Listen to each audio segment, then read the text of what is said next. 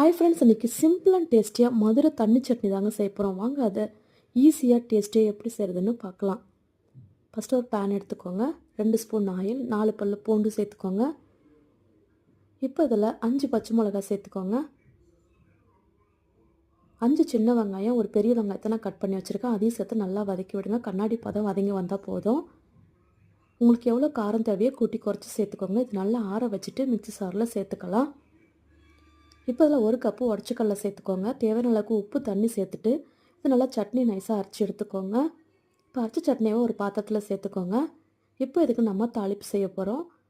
1 spoon oil சேர்த்துக்கோங்க. கடுகு, சின்ன வெங்காயம், ஒரு 5 பீஸ் வெங்காயத்தை நல்லா கட் பண்ணி சேர்த்துக்கோங்க. ஒரு வரமிளகா, வாசனைக்கு கொஞ்சம் கருவேப்பிலை, பெருங்காயம் சேர்த்து இறக்குனா சூப்பரான சட்னி ரெடி ஆகிடுச்சு. மதுரை தண்ணி சட்னி. இந்த வீடியோ பிடிச்சிருந்தா லைக் பண்ணி ஷேர் பண்ணுங்கள். கண்டிப்பாக ட்ரை பண்ணி பாருங்கள்.